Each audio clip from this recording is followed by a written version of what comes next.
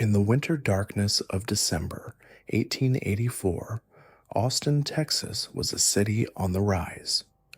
Once a small frontier outpost with barely 5,000 souls, it had exploded into a bustling capital of 23,000 residents.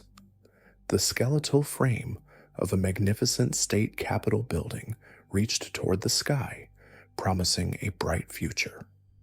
3 colleges brought learning and culture to the dusty streets. Even the famous writer, O. Henry, had chosen to make Austin his home, sensing something special brewing in this rapidly growing city. But on the morning of December 31st, 1884, that bright future dimmed considerably when a woman's scream shattered the pre-dawn silence. In the backyard of a modest home on West 6th Street, 25-year-old Molly Smith lay dying in the snow, her blood turning the white ground crimson. An axe wound split her skull, and her body bore the evidence of unspeakable brutality. She had been dragged from her bed, assaulted, and left to die like discarded refuse. What no one knew that morning was that Molly Smith was not a victim of random violence. She was the first offering to a monster who would stalk Austin's streets for an entire year, leaving behind a trail of terror that would earn him a place in history as one of America's earliest documented serial killers. 3 years before Jack the Ripper would terrorize London, Austin had its own midnight assassin, a predator so vicious and elusive that he would come to be known by a name that still sends shivers down spines today: the Servant Girl Annihilator. The killer chose his victims with calculated precision. Almost all were young African American women who worked as domestic servants, living in small quarters behind the grand homes of Austin's elite. They were vulnerable, isolated, and when they vanished from their beds in the dead of night, few in the white community took much notice. To the killer, they were perfect targets, invisible women whose disappearances wouldn't immediately trigger citywide panic. But what made the Servant Girl Annihilator truly terrifying wasn't just his choice of victims, it was his method. He struck while his prey slept, appearing like a phantom in the darkness of their small cabins. Armed with an axe or sharp object, he would attack with savage brutality, splitting skulls and leaving wounds so horrific that hardened investigators struggled to describe the scenes. Then, in an act of pure evil, he would drag his victims outside while they were still alive, subjecting them to unspeakable torments before finally ending their suffering. The horror unfolded with methodical regularity throughout 1885. On May 7th, Eliza Shelley, another young cook, was discovered with her head nearly split in two by an axe blow. Her employer found her body in the cabin behind his house, the blood-soaked bedsheets telling the story of another midnight invasion. Just weeks later, on May 23rd, Irene Cross became the third victim. A reporter who witnessed her corpse noted that the axe wounds made it appear as though she had been scalped, the brutality escalating with each attack. By summer, Austin's African American community lived in constant terror. Servants huddled together after dark, afraid to sleep alone. Dogs that should have barked warnings fell mysteriously silent during the attacks, leading some to whisper that the killer possessed supernatural powers, that he could render himself invisible as he moved through the night. The police seemed powerless to stop him, always arriving after the blood had dried and the killer had vanished into the darkness. Then came the attack that changed everything. On August 30th, 1885, The killer broke his pattern in the most horrific way possible. Rebecca Ramey, a domestic servant, was injured but survived. Her 11-year-old daughter Mary was not so fortunate. The monster dragged the child outside, sexually assaulted her, and drove an iron rod through her ears. Mary initially clung to life for several agonizing hours before succumbing to her wounds. For the first time, Austin's white population began to pay attention. The murder of a child had finally pierced through the indifference that had allowed the killer to operate with impunity. It was around this time that O. Henry penned his now famous letter to a friend, coining the nickname that would stick forever. "Town is fearfully dull," he wrote, "except for the frequent raids of the servant girl annihilators who make things lively during the dead hours of the night." The casual tone of his description belied the absolute terror gripping the city.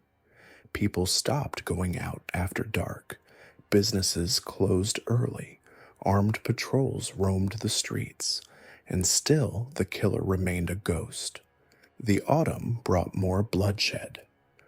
On September 28th, Gracie Vance and her companion, Orange Washington, were both attacked while they slept. The killer crushed Gracie's head with a rock until it was, in the words of one newspaper, beaten into a jelly. Orange fought back and managed to wound the attacker, but an axe blow to his skull left him dying. He lingered for a day before succumbing to his injuries, becoming the only male victim in the killer's reign of terror. By December 1885, Austin was a city under siege. Rewards totaling thousands of dollars had been posted. Private detectives hired by desperate families combed the streets. Police had arrested nearly 400 men under suspicion, yet the killer remained free. Then, on Christmas Eve, he struck for the final time in a way that shattered any remaining illusions about who was safe. That night, 2 women died in separate attacks about a mile apart. For the first time, both victims were white. Susan Hancock, described as one of the most refined ladies in Austin, was dragged from her bed and murdered in her own backyard, where the Four Seasons Hotel now stands. Hours later, across town, Eula Phillips, called one of the prettiest women in Austin, met the same fate in what is now the site of Austin's Central Library.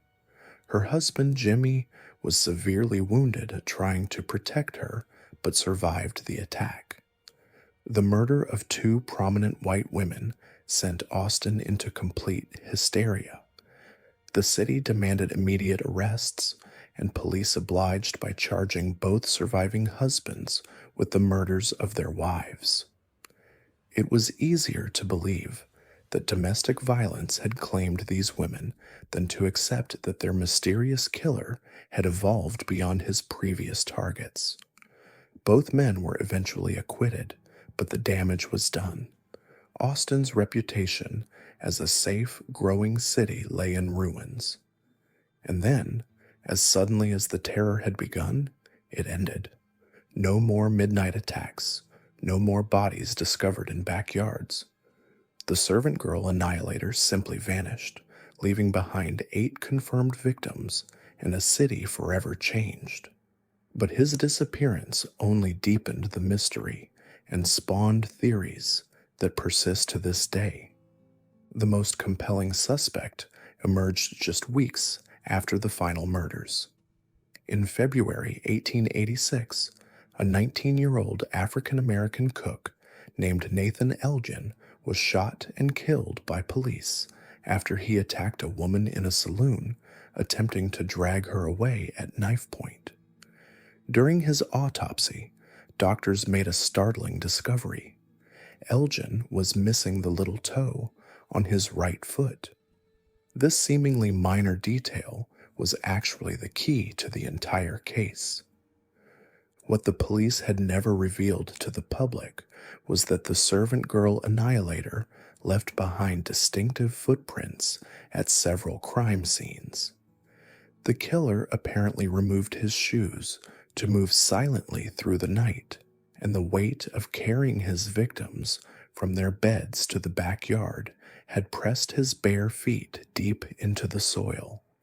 These footprints all shared one unusual characteristic. They showed only 4 toes on the right foot. Sheriff Malcolm Hornsby later testified that after Elgin's death, he had made a cast of the dead man's foot. The match was undeniable. Not only did Elgin have the distinctive missing toe, but he also worked in the area where most of the murders occurred, giving him intimate knowledge of the servants' quarters and the layout of the city. He was young, strong, and had a documented history of violent behavior, including threatening letters to law enforcement. Most telling of all, the murders stopped after Elgin's death. No more servant girls died in their beds. No more bodies were dragged to backyards. The terror that had gripped Austin for over a year simply evaporated when Nathan Elgin breathed his last. But even with this compelling evidence, the case was never officially closed. The footprint evidence remained a closely guarded secret, and by the time it came to light during subsequent trials, Elgin was already dead and buried. There would be no confession, no trial, no closure for the families of his victims. The servant girl annihilator had taken his secrets to the grave. This lack of resolution spawned one of the most intriguing theories in criminal history. In October 1888, just 3 years after the Austin murders ended, another killer began stalking the streets of London's Whitechapel district. Jack the Ripper's methods bore striking similarities to those of the servant girl annihilator. Nighttime attacks on vulnerable women, extreme mutilation of the bodies, and the ability to vanish without a trace. Could the two killers be the same person? The theory gained traction when investigators noted that many sailors and travelers moved between Texas Gulf ports and London during this period. A mysterious Malaysian cook named Morris had worked at Austin's Pearl House Hotel near several of the murder sites. He disappeared from Austin around the time the murders ended and was rumored to have shipped out for London. Some enthusiasts have spent decades trying to connect similar murders in port cities around the world, painting a picture of a seafaring serial killer who moved from country to country, always staying one step ahead of the law. The connection seems almost too convenient, too perfectly sinister to be true. Yet the similarities are undeniable. Both killers targeted society's most vulnerable women. Both used extreme violence. Both seemed to possess an almost supernatural ability to avoid capture. Whether they were the same person or simply two monsters cut from the same cloth, both the servant girl annihilator and Jack the Ripper represented something new and terrifying in human evil. What made the Austin killer particularly frightening was his apparent randomness within his chosen victim pool. Unlike many serial killers who follow rigid patterns, the annihilator seemed to select targets based on opportunity rather than specific physical characteristics. The servants ranged in age from children to adults, varied in appearance, and lived in different parts of the city. The only constants were their vulnerability and the killer's preferred method of attack. The investigation itself revealed the limitations of 1880s law enforcement. There was no fingerprinting, No DNA analysis, no psychological profiling. Police relied on bloodhounds to track scents and witness testimony that often proved unreliable. The killer exploited these limitations perfectly, leaving behind just enough evidence to taunt investigators while remaining forever out of reach. The social dynamics of the era also worked in the killer's favor. Austin in 1885 was a city divided by race and class. When African American servants were murdered, the white establishment treated their deaths as unfortunate but not urgent. It was only when white women died that the full resources of law enforcement were brought to bear, and by then it was too late. The case also highlighted the vulnerability of domestic workers, particularly women of color, in post-Civil War America. These women lived and worked in isolation, often sleeping in quarters separate from the main house, with little protection or oversight. They were invisible to most of society, making them perfect victims for a predator who understood how to exploit the social dynamics of his time. The servant girl annihilator's legacy extends far beyond his immediate victims. His crimes marked the beginning of a new era in American criminal history, the age of the serial killer. He demonstrated how such predators could operate in growing urban areas, using the anonymity of city life to hunt and kill while remaining undetected. His methods would be studied and tragically replicated by killers who came after him. The case also showed how a single individual could terrorize an entire city through carefully calculated violence. Austin's rapid growth ground to a halt as fear gripped the population. Investment dried up, families moved away, and the optimistic boomtown atmosphere gave way to suspicion and dread. It would take years for the city to recover from the psychological wounds inflicted by one man's campaign of terror.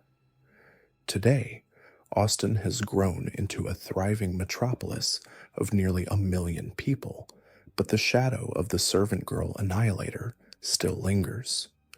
The locations where his victims died are now covered by modern buildings and busy streets, but their names are remembered on historical markers and in the archives of local historians who refuse to let their stories be forgotten.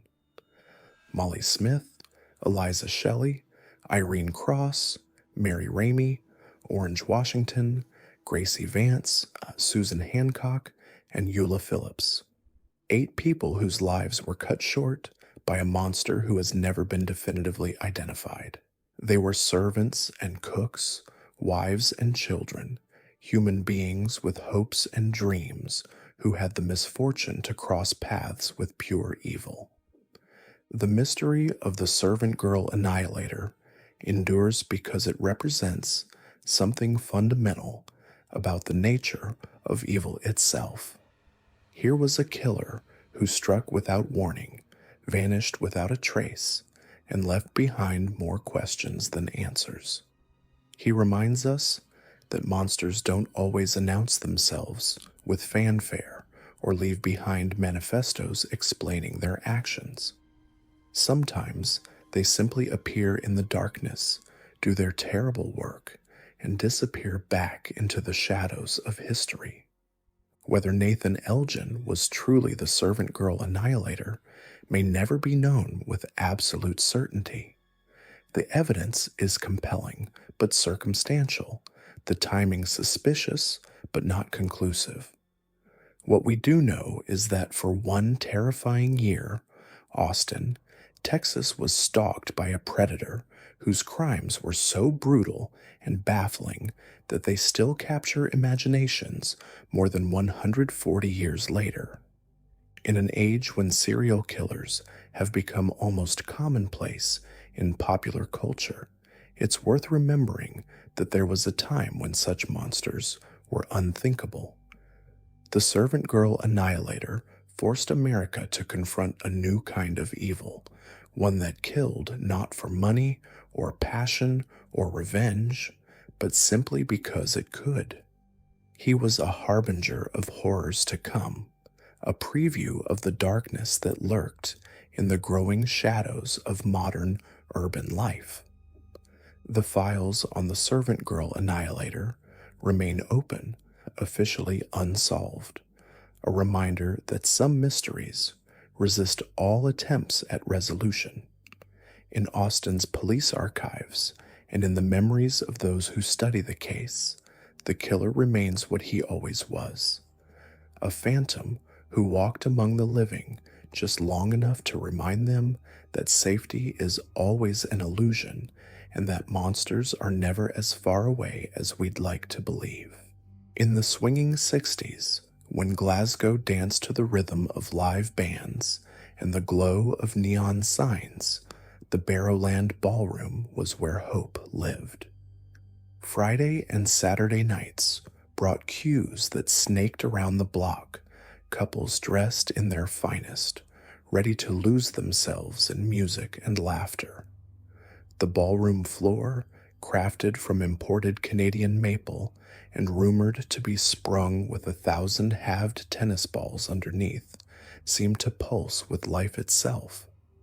But in that very place where dreams came to dance, a nightmare was hunting. Have you ever wondered how a killer can hunt in plain sight, surrounded by hundreds of witnesses, and simply vanish into the night? This isn't about some shadowy figure lurking in dark alleys. This is about a man who walked confidently through crowds, charmed women with biblical verses, and disappeared into the very fabric of the city he terrorized. This is the story of Bible John, Scotland's most elusive predator, a killer who has haunted Glasgow for over 50 years, and whose identity remains one of the greatest mysteries in criminal history. February 22nd, 1968. Patricia Docker, a 25-year-old auxiliary nurse, told her parents she was heading to the majestic ballroom for a night out. Her marriage was crumbling, her husband stationed away with the Royal Air Force, and she needed to feel alive again. But Patricia never made it to the majestic. Instead, she found herself at the Barrowland Ballroom, drawn to their over 25s night, like so many other lonely souls seeking connection in the darkness. The next morning, a man walking to work discovered her body in the doorway of a lock-up garage behind Carmichael Place, mere yards from where she lived with her parents. She had been strangled and sexually assaulted. Her clothes and handbag were missing, vanished as completely as the man who had taken her life. For 3 days, police didn't even know Patricia had been at the Barrowland. By the time they discovered the truth, any hope of finding witnesses had evaporated like morning mist. For 18 months, the case went cold. Glasgow tried to forget, but evil doesn't forget, it only waits.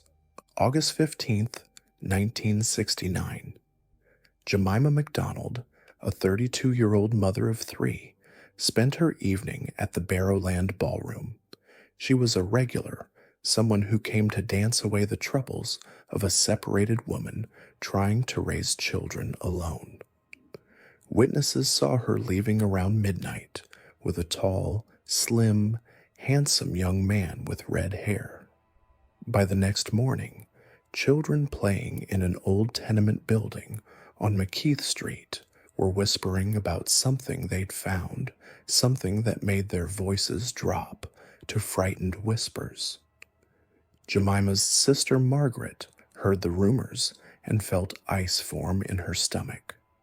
On Monday morning, driven by a dread she couldn't shake, she went to the building herself.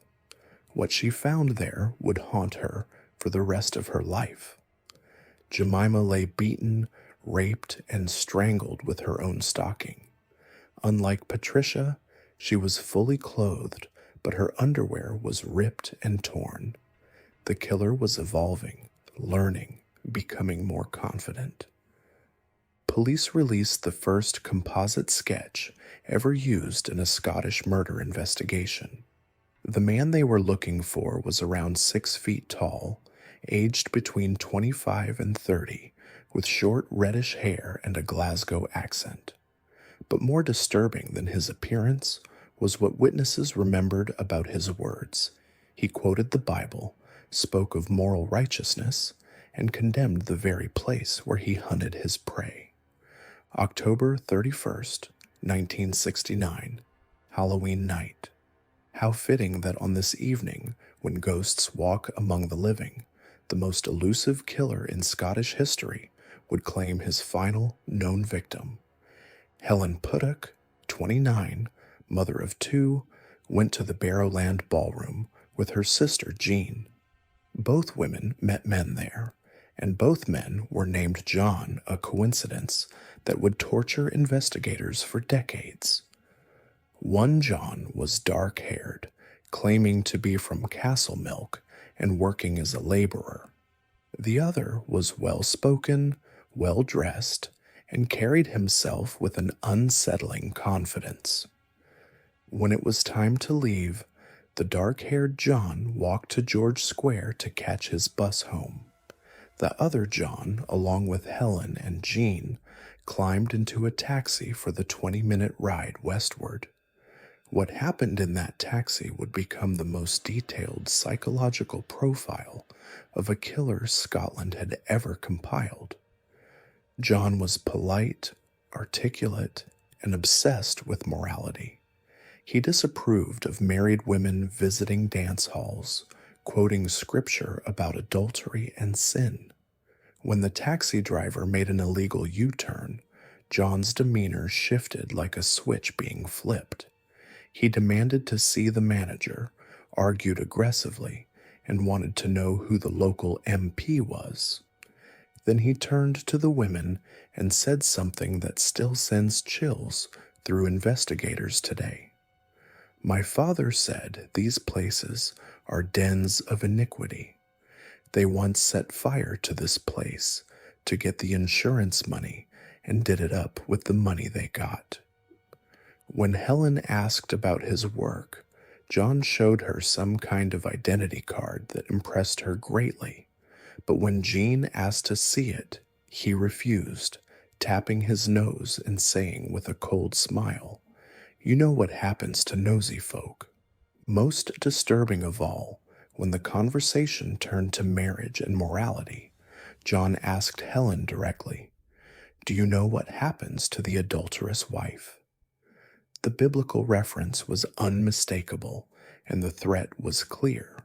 John was dropped off first at her home in Knightswood.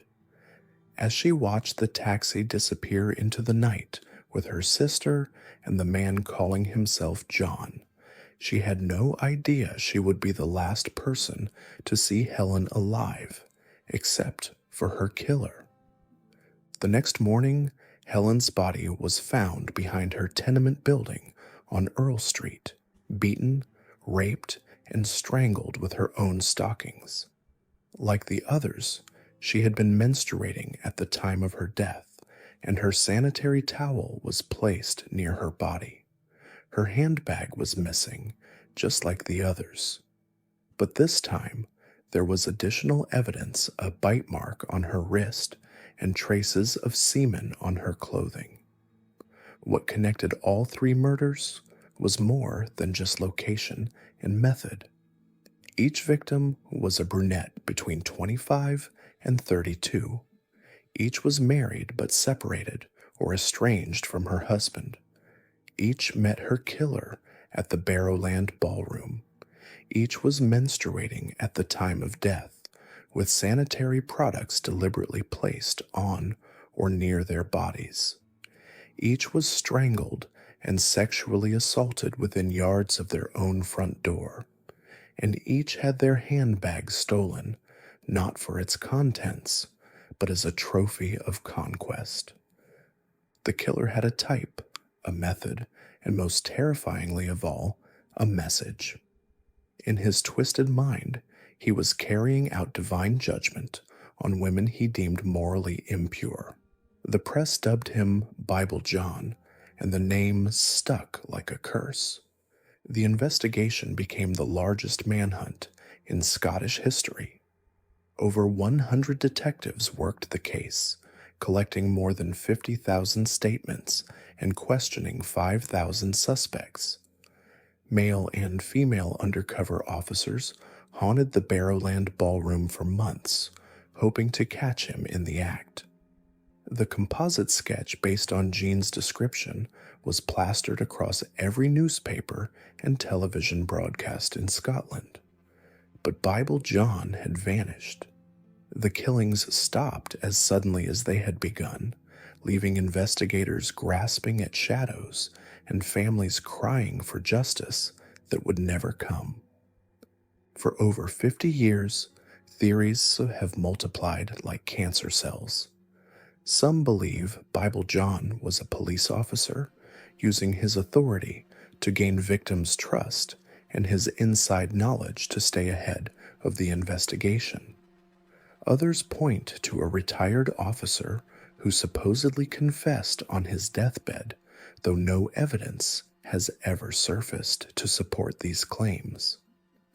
The most compelling suspect emerged decades later: Peter Tobin, a convicted serial killer who terrorized Scotland in the 1990s and 2000s. Tobin had lived in Glasgow during the Bible John murders, frequented the Barrowland ballroom, and even met his first wife there. He moved to Brighton in August 1969, just as the Bible John killings stopped. He bore a striking resemblance to the composite sketch, had a history of religious upbringing, and displayed violent rage when women were menstruating, exactly like Bible John. But when investigators tried to link Tobin to the original crimes, the evidence had degraded beyond use. DNA samples from the 1960s were too damaged for comparison. Alibis were impossible to verify after so many years, and Tobin himself, serving life sentences for 3 confirmed murders, maintained his innocence regarding the Bible John killings until his death in 2022. The truth is that Bible John represents something more terrifying than any individual killer. He is the perfect predator, the one who got away. He understood human psychology, using charm and religious authority to disarm his victims. He chose his hunting ground, carefully a place where hundreds of potential witnesses were too distracted by music and dancing to pay close attention to one more well-dressed man making conversation. Most disturbing of all, he displayed an almost supernatural ability to read people. He knew exactly how to approach lonely, vulnerable women. He knew when to be charming and when to be threatening. He knew how to disappear into the crowd like smoke dissolving in darkness. What makes Bible John's story so haunting isn't just the brutality of his crimes or the incompetence of the investigation. It's the realization that he could be anyone. He wasn't some obvious monster lurking in the shadows. He was articulate, well-dressed, knowledgeable about Scripture, and capable of holding intelligent conversation for hours. He was the kind of man parents would approve of, the kind of man who could chat with taxi drivers and quote Bible verses with equal ease. He was hiding in plain sight, which means he could still be hiding in plain sight. Today, the Barrowland Ballroom still stands, still hosts concerts and events, still pulses with music and life. But those who know its history can't help but feel a chill when they walk through its doors. Somewhere in Glasgow, or perhaps in some other city where he reinvented himself once again, the man who called himself John might still be alive. He would be in his late 70s or early 80s now, an elderly man with memories of three young women whose only crime was wanting to dance away their loneliness. Bible John didn't just kill three women, he killed Glasgow's innocence. He proved that evil doesn't always announce itself with obvious warning signs. Sometimes it quotes scripture, wears a nice suit, and asks politely for a dance. Sometimes the most dangerous predators are the ones who know exactly how to make you trust them. And sometimes, no matter how many witnesses see a killer's face, no matter how detailed the descriptions or how massive the investigation, justice remains as elusive as smoke in the wind. Bible John's greatest victory wasn't just avoiding capture, it was becoming a legend, a cautionary tale that proves some monsters are clever enough to never be caught. In a world where we expect evil to be obvious and justice to be certain, Bible John reminds us that sometimes the most terrifying truth is the simplest one. Some killers are just better at the game than the people trying to catch them, and 57 years later, he's still winning. In the spring of 1971, Washington, D.C. was a city on edge. The Vietnam War protests filled the streets, civil rights tensions simmered beneath the surface, and the nation's capital felt like it was teetering on the brink of chaos. But in the southeast neighborhoods, where working class black families tried to build better lives for their children, a different kind of terror was about to unfold. One that would claim 6 young lives and vanish into the shadows, leaving behind only questions and a community forever changed. Have you ever wondered how a killer can operate in plain sight for over a year, claiming victim after victim, and simply disappear without a trace? This isn't about some backwoods predator lurking in remote areas. This is about a methodical hunter who stalked the streets of America's capital, targeting the most vulnerable members of society and exploiting every crack in a system that failed to protect them. This is the story of the Freeway Phantom, a killer whose very name has been erased from the collective memory of true crime, despite leaving a trail of devastation that rivals any serial killer you've ever heard of. April 25th, 1971. 13-year-old Carol Denise Spinks was sent by her older sister to buy groceries at a 7-Eleven just half a mile from their southeast D.C. home. It was a routine errand, the kind of simple task that thousands of children performed every day without incident. Carol was responsible, reliable, the kind of girl who always came straight home. But as the hours passed and darkness fell, the Spinks family knew something was terribly wrong. For 6 agonizing days, they searched. They knocked on doors, walked the streets, pleaded with anyone who might have seen their daughter. The police took a report, but in a city drowning in crime and social upheaval, one missing black teenager didn't generate much urgency.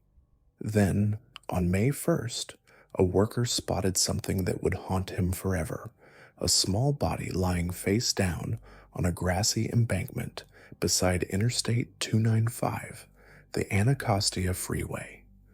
Carol had been sexually assaulted and strangled. She was still wearing the clothes she'd disappeared in, but her shoes were gone. The medical examiner determined she had been held alive for several days before being murdered. Somewhere in Washington, D.C., a killer had kept a 13-year-old girl captive, tortured her, and then dumped her body like garbage beside one of the city's busiest highways. The horror should have ended there. In a just world, Carol Spinks would have been the first and last victim. But evil doesn't operate according to our sense of justice, and what happened to Carol was only the beginning. July 8th, 1971, 16-year-old Darlenia Johnson left her Congress Heights apartment that morning for her summer job at the Oxon Hill Recreation Center. Darlenia was everything a parent could hope for: hardworking, ambitious, someone who saw education and employment as her pathway to a better life. She never made it to work. 11 days later, her body was found on the same embankment where Carol Spinks had been discovered, just 15 feet away. The summer heat and humidity had reduced her remains to such a state that the medical examiner couldn't determine a cause of death, but the location and circumstances left no doubt they were dealing with the same killer. Like Carol, Darlenia was found without her shoes, a detail that would become the Phantom's signature. But the killer wasn't finished. If anything, he was just getting started. July 27th, 1971, 10-year-old Brenda Faye Crockett was the youngest victim yet.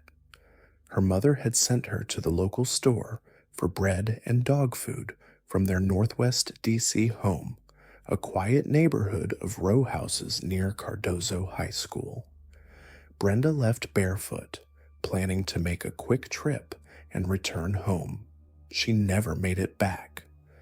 What happened next was so chilling that it still sends shivers through investigators decades later. About an hour after Brenda disappeared, the phone rang at the Crockett house. Brenda's mother had gone out searching for her missing daughter, so 7-year-old Bertha answered. The voice on the other end was her sister's, but the words were terrifying. "A white man picked me up," Brenda told her little sister. "I'm okay. I'm in Virginia." The call was brief, and then the line went dead. 30 minutes later, the phone rang again. This time, Brenda's mother's boyfriend answered. "Did my mother see me?" Brenda asked, her voice barely above a whisper. Before he could respond, she added, "Well, I'll see you," and the phone went dead forever. The next morning, police found Brenda's body on the side of Interstate 295. She had been raped and strangled, her body discarded like the others. But those phone calls revealed something terrifying about the killer. He was confident enough to let his victims communicate with their families. He was playing games, taunting not just the police, but the grieving families themselves. Investigators now believe the claims about a white man were lies. The killer forced Brenda to tell, designed to throw police off his trail. But that second call, the desperate question about whether her mother had seen her, suggests something even more disturbing. The killer may have been operating in Brenda's own neighborhood, close enough to see her mother searching the streets, confident enough to believe he could strike and disappear without consequence. October 1st, 1971, 12-year-old Nenomoshia Yates, nicknamed Nano by those who loved her, was sent to the grocery store by her family. She was a 6th grader at Kelly Miller Junior High School, a bright girl with her whole life ahead of her. Like the others, she simply vanished. But this time, the killer's timeline had changed. Instead of holding his victim for days or even hours, Neno's body was found just 2 hours after she disappeared. Her remains were still warm when a teenager discovered her on the roadside.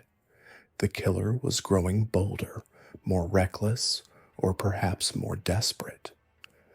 With 4 young girls dead, the Washington, D.C. police finally, reluctantly, admitted what the community had been screaming for months: they had a serial killer on their hands. The media dubbed him the Freeway Phantom, a name that would stick but do nothing to help catch him. November 15th, 1971. 18-year-old Brenda Denise Woodard was the oldest victim yet. She had attended night school at Cardozo High School before going to dinner with a friend at Ben's Chili Bowl on U Street. By 10:25 p.m., they were on a bus heading northeast. At 8th and H Streets, Brenda got off to catch another bus to her home on Maryland Avenue. She was responsible, careful, just trying to get home safely. She never made it. The next morning, a police officer discovered her body on a grassy area near Prince George's County Hospital, along an access ramp to Route 202. She had been stabbed and strangled, her coat gently placed over her chest as if someone had tucked her in for the night. But it was what investigators found in that coat pocket that changed everything. A note, handwritten on paper, torn from Brenda's own school notebook. It read, "This is tantamount to my insensitivity to people, especially women. I will admit the others when you catch me if you can." The FBI determined that the note had been dictated by the killer, but written in Brenda's own handwriting. In her final moments, she had been forced to write her killer's taunting message to police. The word tantamount was unusual, suggesting someone with education, someone who wanted to prove his intelligence, even as he committed the most heinous acts imaginable. For 10 months, the killing stopped. Families began to hope that maybe the phantom had moved on, been arrested for another crime, or somehow vanished. The city started to breathe again. Children returned to walking alone to the store. Parents relaxed their vigilance just a fraction. They were wrong. September 5th, 1972.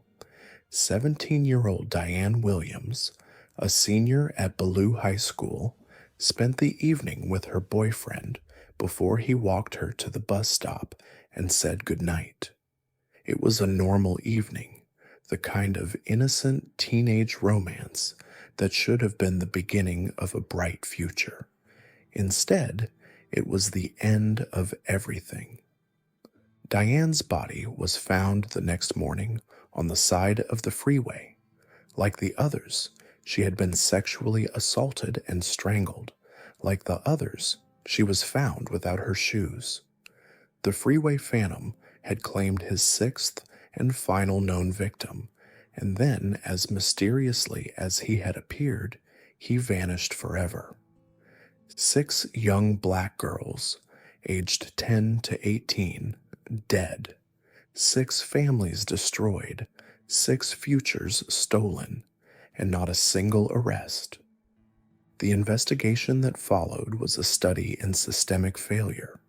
Evidence was mishandled, jurisdictional disputes hampered cooperation, and the case files themselves began to disappear.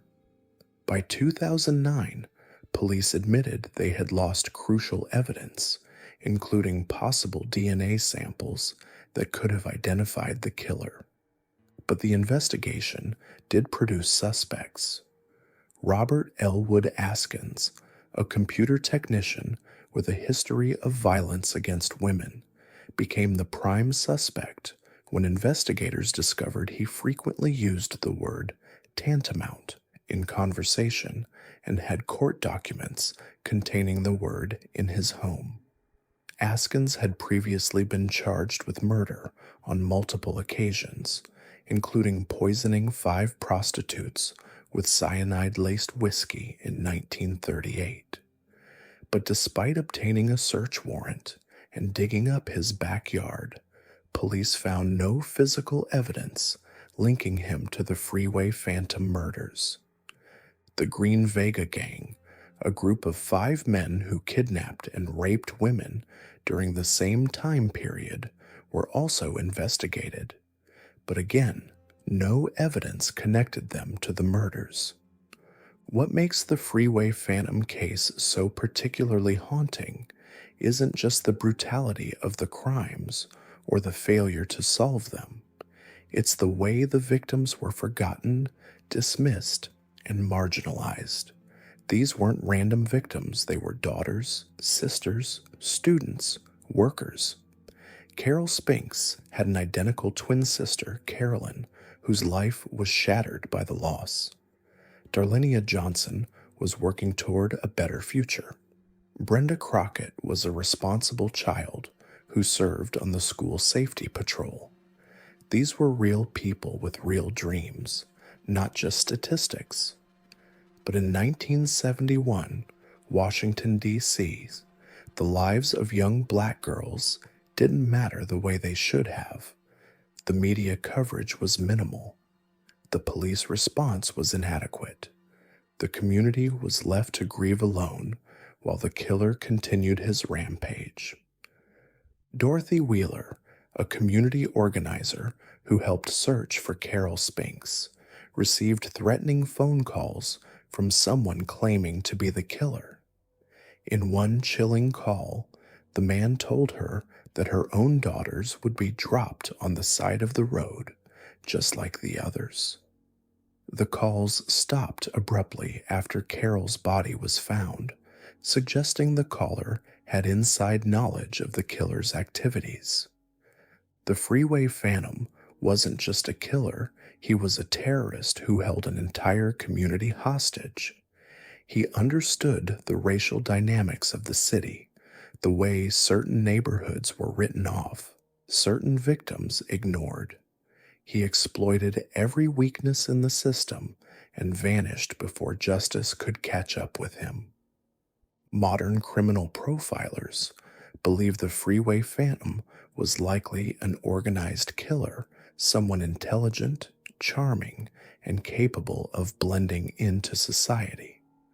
He probably appeared trustworthy to his victims, which would explain how he was able to lure them away without witnesses.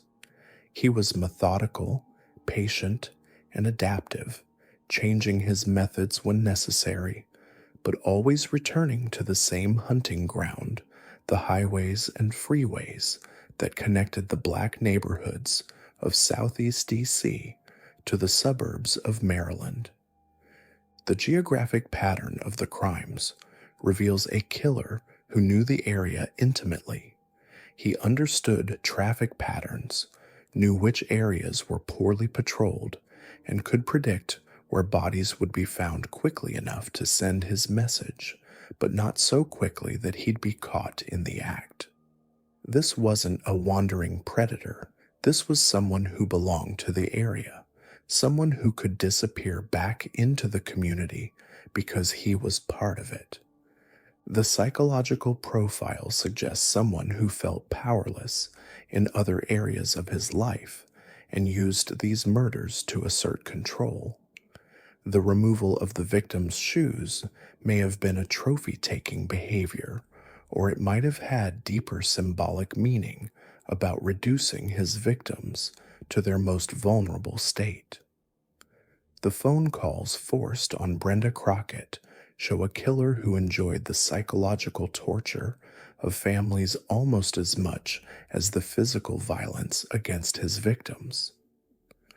Most chillingly, the note left with Brenda Woodard reveals a killer who was watching the investigation, reading news coverage, and enjoying the attention his crimes were generating. He wanted recognition for his intelligence, his ability to evade capture. He was playing a game with law enforcement, confident that he was smarter than anyone trying to catch him. And for more than 50 years, he's been proven right. Today, the Freeway Phantom case remains open, though the $150,000 reward for information has never been claimed. The killer, if still alive, would be in his 70s or 80s. He might be a grandfather now, someone who has lived decades of apparent normalcy while carrying the secret of 6 brutal murders. The families of the victims continue to seek justice. Carolyn Morris, Carol Spinks's identical twin, still feels her sister's presence, still searches for answers in the shadows of her dreams. Margaret Williams, Diane's mother, lived in the same house where her daughter was taken, keeping vigil for decades until her own death. These families never stopped believing that someday, somehow, the truth would emerge. Recent investigations have brought new attention to the case. Podcasts, books, and documentaries have shined fresh light on these forgotten murders. Advanced DNA techniques offer hope that evidence from the crime scenes might finally yield the answers that have eluded investigators for half a century. But the Freeway Phantom case represents more than just unsolved murders. It's a stark reminder of how systemic racism and classism can enable evil to flourish. It's proof that when society decides certain lives don't matter, predators will exploit that indifference. The Phantom didn't just kill 6 young girls, he exposed the worst failures of the justice system and society itself. Carol Spinks, Darlinia Johnson, Brenda Crockett, Nenemoshia Yates, Brenda Woodard, and Diane Williams were more than victims. They were children with hopes and dreams, students with bright futures, daughters who were loved beyond measure. They deserved protection, justice, and remembrance. Instead, they got a killer who vanished into the night and a system that let him escape. The Freeway Phantom's greatest victory wasn't just evading capture, it was making his victims disappear from public memory, reducing them to footnotes in the history of American crime. But their stories deserve to be told, their names deserve to be remembered, and their killer deserves to face justice, even if it comes 50 years too late. Somewhere, someone knows something. Someone remembers a neighbor who acted strangely in the early 1970s, a family member who disappeared for hours at a time, a friend who used unusual words like tantamount in everyday conversation. Someone holds the key to finally giving these 6 young women the justice they've been denied for far too long. The Freeway Phantom thought he was smart enough to kill and disappear forever. But evil leaves traces, and truth has a way of surfacing even after decades in the darkness. The question isn't whether the case can be solved, it's whether we, as a society, care enough about these forgotten victims to demand that it finally be solved. Because in the end, the real phantom isn't the killer who vanished, it's the justice that never came. In the foggy nights of San Francisco, where the Castro district pulsed with music and the laughter of those finally free to be themselves, something darker was prowling the shadows. The year was 1974, and while the city celebrated its reputation as a haven for the LGBTQ community, a predator was quietly selecting his victims with the precision of an artist. He would sit in dimly lit bars, sketching faces on cocktail napkins, charming his subjects with casual conversation and artistic talent. But these weren't innocent portraits. They were death sentences waiting to be signed. At first glance, he seemed harmless. A young black man in his early 20s, tall and slender, often wearing a navy watch cap. He had a disarming smile and an artist's eye for detail.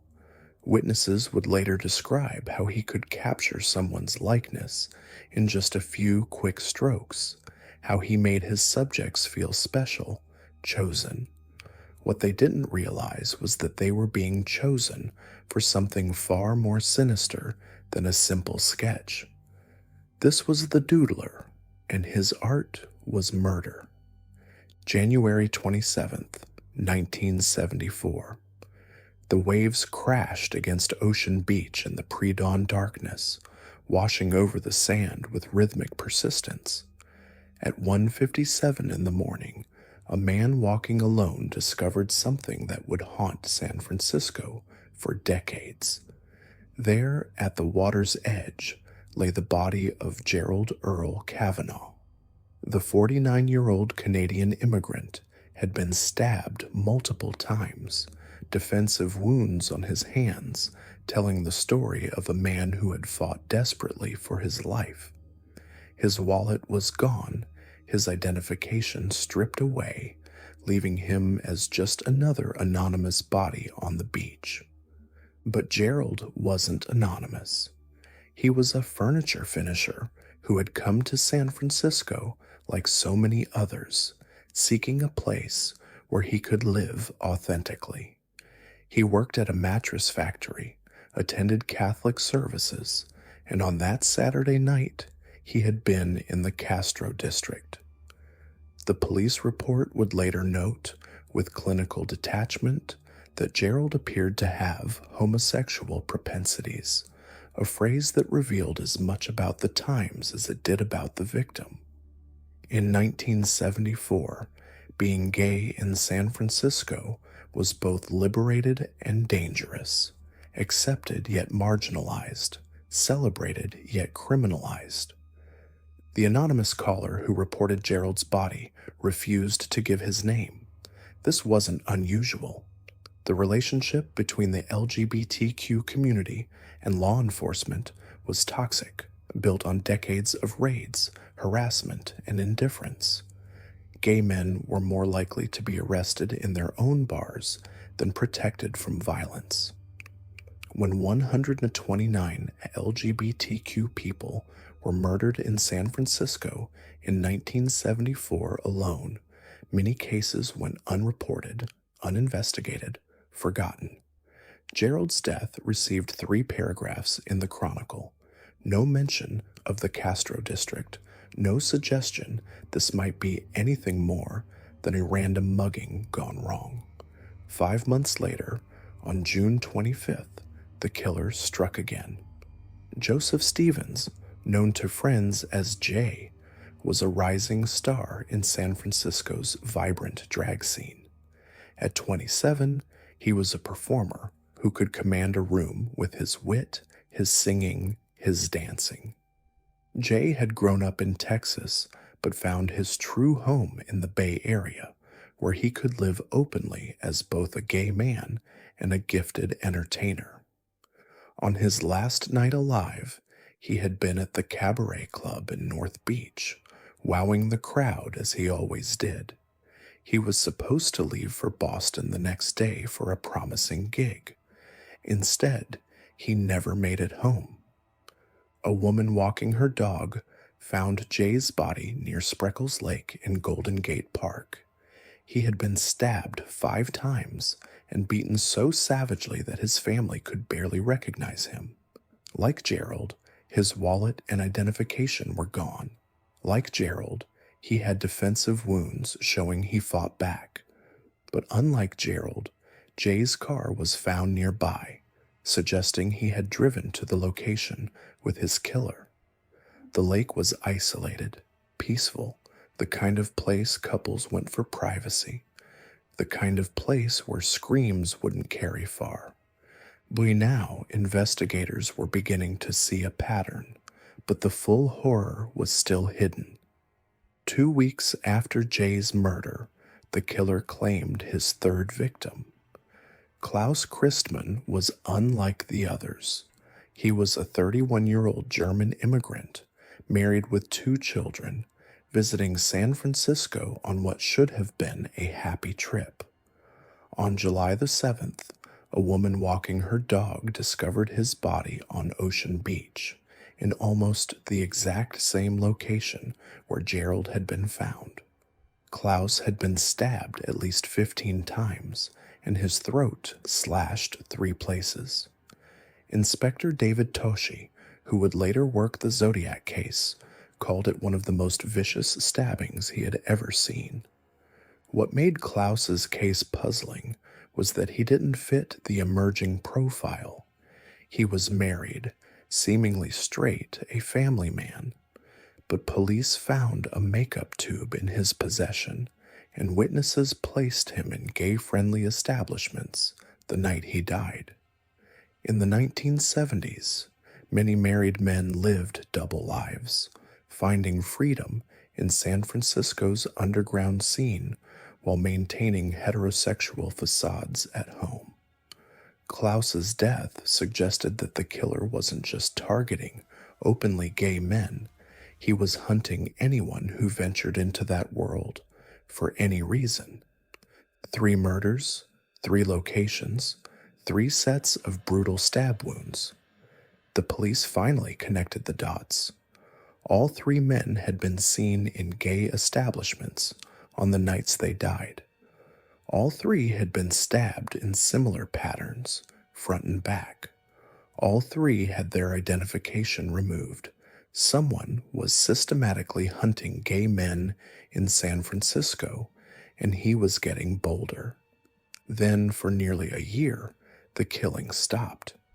The gay community held its breath, hoping the nightmare was over. But the doodler wasn't finished, he was just being careful. On May 12th, 1975, a hiker discovered the body of Frederick Elmer Capon behind a sand dune at Ocean Beach. Fred was a decorated Vietnam War veteran who had served as a medical corpsman in the Navy. At 32, he was working as a registered nurse in San Francisco, a respected man who had earned medals for his service and saved lives in combat. Now he lay dead in the sand, stabbed through the aorta. His body moved approximately 20 feet from where he was killed. Fred's murder was different in its precision. The killer had struck with surgical accuracy, hitting the major artery with deadly efficiency. It suggested someone with anatomical knowledge, or perhaps just cruel experience.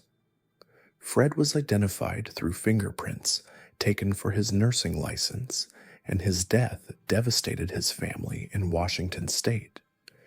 Here was a war hero, a man who had risked his life for his country, reduced to another body on a San Francisco beach. 3 weeks later, the doodler claimed his final confirmed victim. Harold Goldberg was a 66-year-old Swedish sailor whose decomposed body was found near the 16th tee of Lincoln Park Golf Course on June 4th, 1975.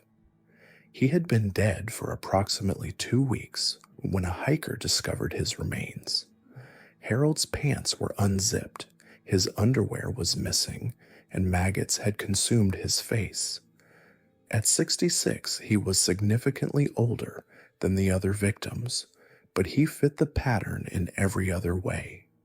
He was a white man who had been in the Castro district, and he had been killed with clinical brutality. Harold's death would be the last officially connected to the doodler, but by then, 3 men had survived encounters with the killer. Their stories would provide the first real description of the predator who had terrorized San Francisco for over a year. One survivor was reportedly a well-known entertainer, another was a European diplomat, and the third was described only as a well-known San Francisco figure. All 3 had been approached by the same man, a young black male, about 6 feet tall, slender build, often wearing a Navy watch cap. The diplomat's story was the most detailed. He had met the killer at an all-night diner in the Castro district, where the man was drawing caricatures on paper. The killer had asked if the diplomat had any cocaine, then suggested they go back to the diplomat's apartment. Once there, the killer stabbed him 6 times before the diplomat managed to escape. The entertainer had a similar story. The killer had approached him in a bar, charmed him with sketches, then attacked him in an isolated location. Both men survived, but both refused to testify publicly. In 1974, being outed as gay could destroy careers, end marriages, ruin lives. The killer knew this, and he used their silence as protection. Based on the survivors' descriptions, police released a composite sketch in late 1975. The doodler was described as an African American male between 19 and 25 years old, about 6 feet tall with a slender build. He frequented bars and restaurants in the Castro and Upper Market areas. Police believed he might be an art student, given his habit of sketching victims. What they didn't release publicly was that they suspected he was undergoing psychiatric treatment. One report suggested that a therapist had admitted to police that a patient had confessed to the killings. The investigation reached a turning point in January 1976. Following the release of the sketch and media coverage of the case, police received multiple tips pointing to the same suspect. They had a name, they had a license plate, they had witnesses. When they brought the man in for questioning, he was cooperative, but never admitted guilt. He matched the physical description perfectly. He had access to the areas where the murders occurred. He knew details about the crimes that hadn't been released to the public. But without testimony from the survivors, prosecutors couldn't build a case. After the January 1976 interview, the Doodler killings stopped completely. The suspect remained free, and the investigation went cold. For decades, the case files gathered dust while the families of 6 men waited for justice. Gerald Kavanaugh lay in an unmarked grave in Holy Cross Catholic Cemetery, rarely visited. Jay Stevens was buried in Concord, his death triggering a family tragedy so severe that his sister suffered a complete breakdown and was institutionalized after killing their mother. Klaus Christmann was laid to rest in Germany, far from the city where he died.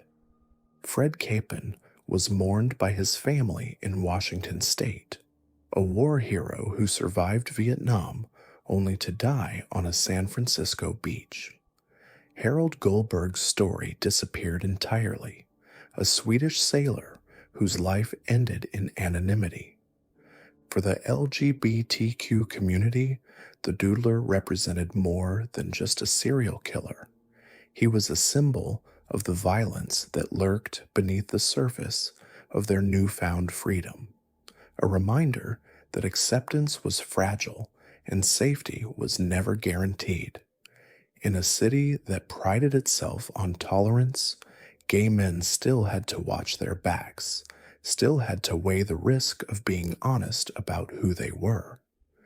The killer had used their own community against them, turning bars and restaurants from safe spaces into hunting grounds. What made the Doodler particularly terrifying wasn't just his method, it was his invisibility. He blended into the community he stalked, appearing to be just another young man looking for connection. His sketches were gifts, not threats. His conversation was charming, not menacing. By the time his victims realized the danger, it was too late. He would lure them to isolated locations, Ocean Beach, Golden Gate Park, Land's End, places where the city's beauty masked its capacity for violence. The case took on new urgency in 2018 when the Golden State Killer was captured using DNA evidence and genealogical databases. San Francisco Police Department investigator Dan Cunningham was put in charge of the cold case unit, and he made the doodler a priority. DNA samples from crime scenes were submitted to labs, and the investigation was reopened with modern techniques. In 2019, police released an age progression sketch showing what the doodler might look like today, now in his 60s or 70s. They also announced a reward that has since grown to $250,000. In January 2022, police identified a probable sixth victim. Warren Andrews was a 52-year-old lawyer for the U.S. Postal Service who was found beaten and unconscious at Land's End on April 27, 1975. He died weeks later from his injuries, making him the only doodler victim who wasn't stabbed to death. Andrews fit the pattern. He was a white gay man found in a San Francisco park, and his attack occurred during the killer's active period. Today, nearly 50 years after Gerald Kavanaugh's body washed up on Ocean Beach, the doodler case remains officially unsolved. The suspect identified in 1976 is still alive and still considered a person of interest. He has been interviewed multiple times over the decades, but has never been charged. Police believe they are closer than ever to solving the case, with DNA evidence, witness testimony, and a renewed commitment to justice for victims who were marginalized in life and forgotten in death. The doodler's story is ultimately about more than murder. It's about a community under siege, about the price of living authentically in a hostile world, about the intersection of art and violence, charm and cruelty. He turned the act of portraiture into predation, used creativity as a weapon, transformed intimate spaces into crime scenes. His victims weren't just gay men, they were sons, friends, performers, veterans, immigrants, people who had come to San Francisco seeking acceptance and found death instead. In the Castro district today, rainbow flags fly proudly and marriage equality is the law of the land. But the shadows remain, and in those shadows, the memory of the doodler lingers. 6 families still wait for closure. 6 graves mark lives cut short by hatred disguised as art. And somewhere, a killer who once terrorized a community with nothing more than a sketch pad and a smile may still be alive, carrying the weight of secrets that have remained buried for nearly half a century. The hunt for the doodler continues, driven by investigators who refuse to let time erase justice and by a community that refuses to forget its own. In a city built on dreams and tolerance, his story serves as a reminder that evil can hide behind the most innocent facades, and that sometimes the most dangerous predators are those who know exactly how to make their prey feel safe. The sketches are gone, but the scars remain, etched not on paper, but on the soul of a city that learned too late that acceptance and safety are not the same thing. In the grimy underbelly of downtown Los Angeles, where broken dreams collide with harsh concrete and forgotten souls shuffle through alleyways that smell of desperation and decay, something darker than usual was prowling the shadows. It was October 1978, and while the rest of the city lived in fear of the hillside strangler, another predator was selecting his victims from society's most vulnerable population. He moved like a ghost through the maze of cardboard shelters and abandoned buildings, choosing men who had already been discarded by the world. Men who wouldn't be missed, men whose deaths would barely register as statistics in a city already drowning in violence. This wasn't the glamorous Los Angeles of Hollywood dreams.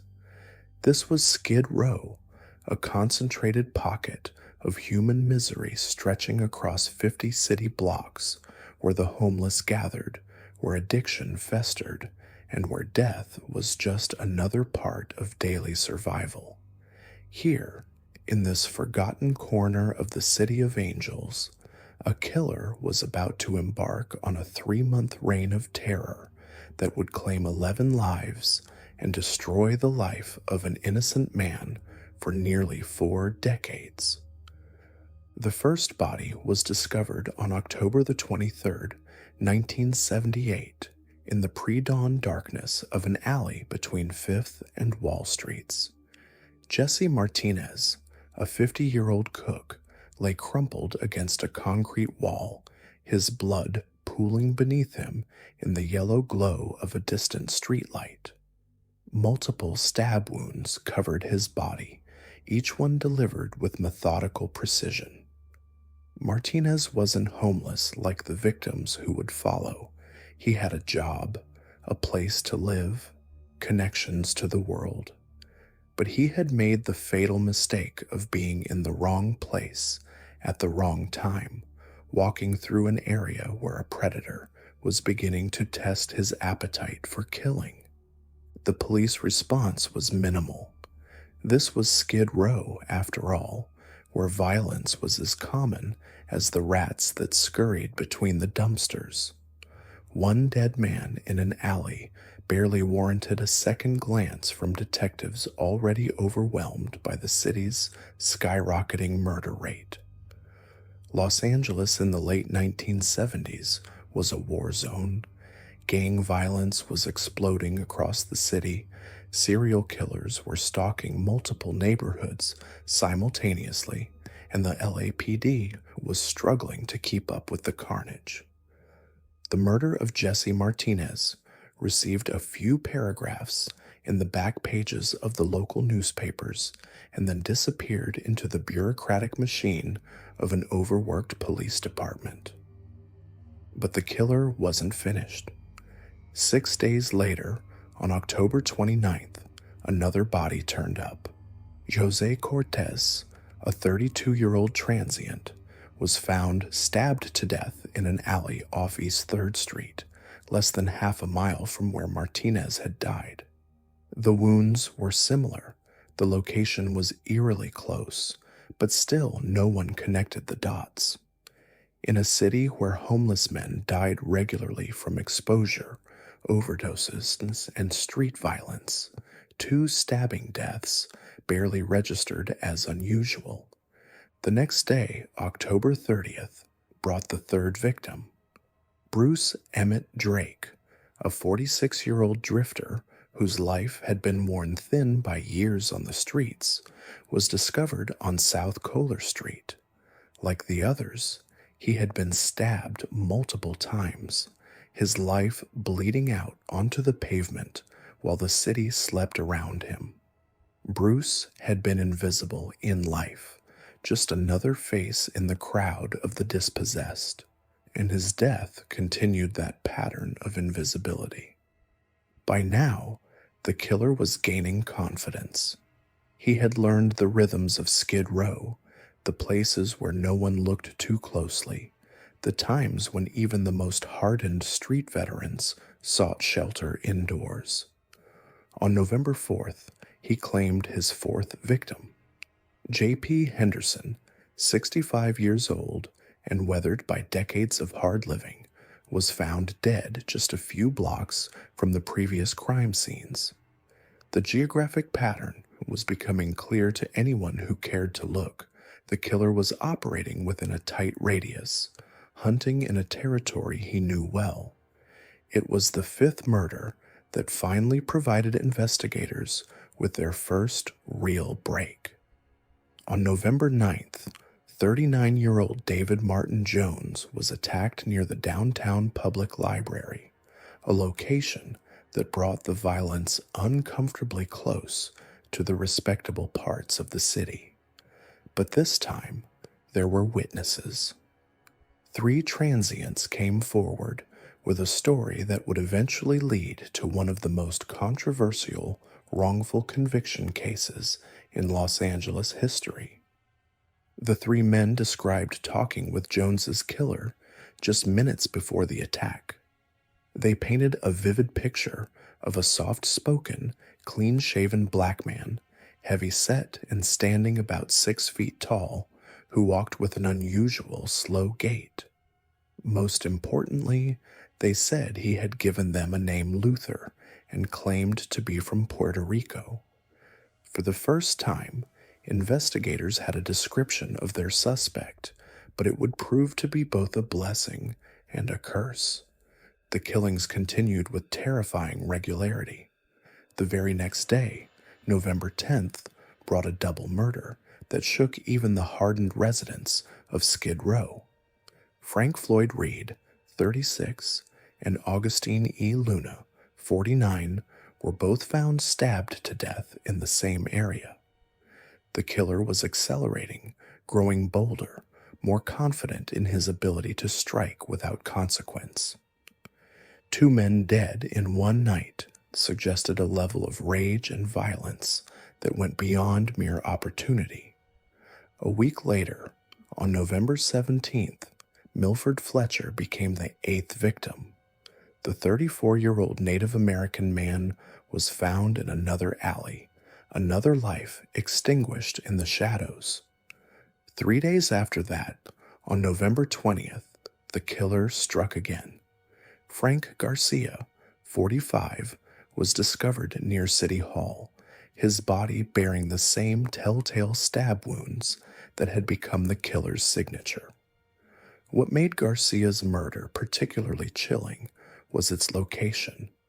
Despite occurring in a prestigious area of the city with crowds nearby, the killer had managed to commit murder and escape without a single witness stepping forward. But Garcia's murder did provide one crucial piece of evidence. Near his body, investigators found the clear imprint of a man's palm print. It was the only significant physical evidence they would recover from any of the crime scenes, a single mark left behind in blood that would eventually destroy an innocent man's life.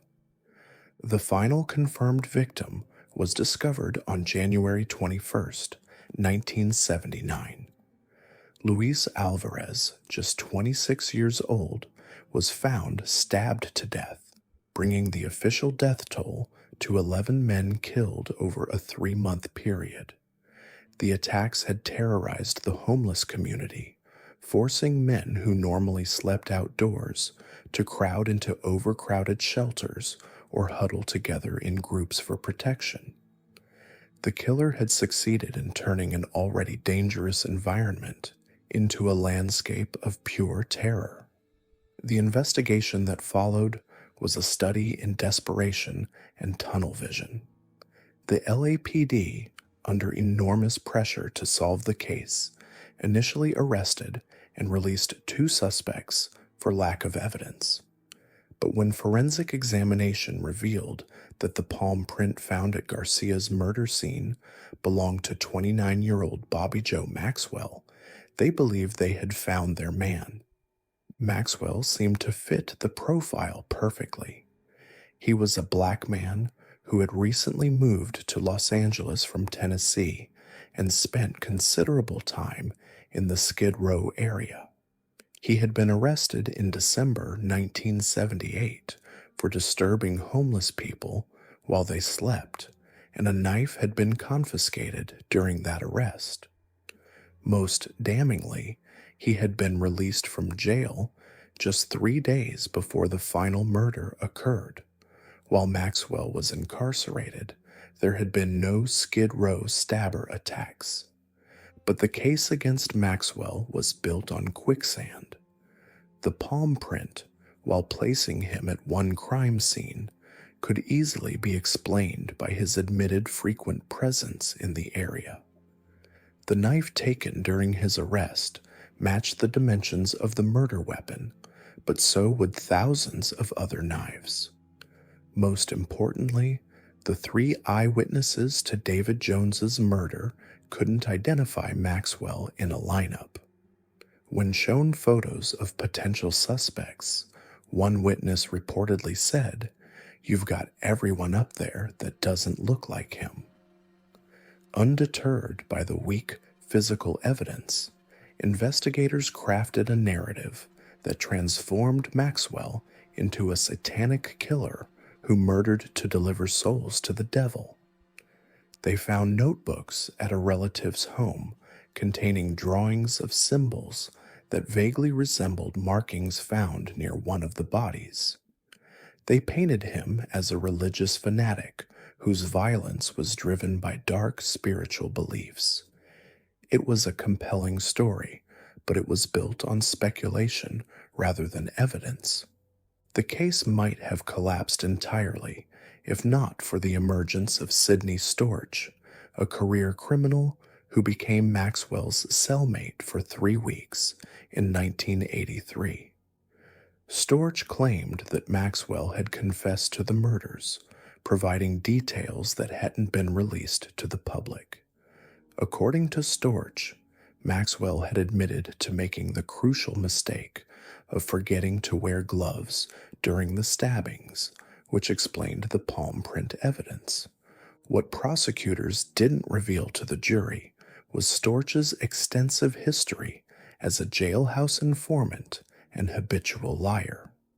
He had worked out a secret deal for early release in exchange for his testimony, and he had a documented pattern of fabricating confessions in other cases.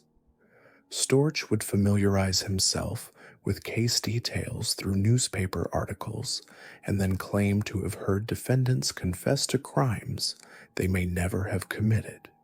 His testimony had already been instrumental in several other convictions that would later be overturned. Maxwell's 1984 trial became a theater of the absurd. Despite maintaining his innocence and the complete lack of physical evidence linking him to most of the murders, he was convicted of 2 counts of murder and sentenced to life in prison without the possibility of parole.